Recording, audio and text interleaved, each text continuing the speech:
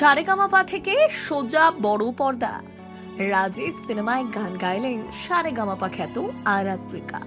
কোথায় শোনা যাবে খুদে শিল্পীর গান? সারেগামাপার মঞ্চ থেকেই নজর কেড়েছিলেন আরাত্রিকা সিনহা।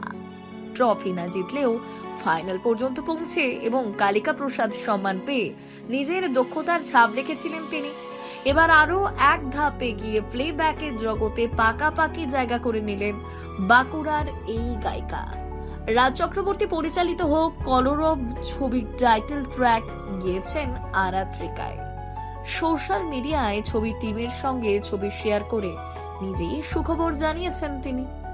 অনুরাগীরাও প্রশংসায় ভরিয়ে দিয়েছেন। ছোটবেলা থেকে গানেই বেড়ে ওঠা আরাত্রিকা আধুনিক জীবনমুখী রবীন্দ্রসঙ্গীত সব ধারাতে সাবলীল।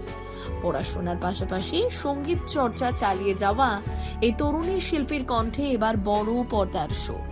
নতুন পথ চলার শুরু বলেই মনে করছেন অনেকেই।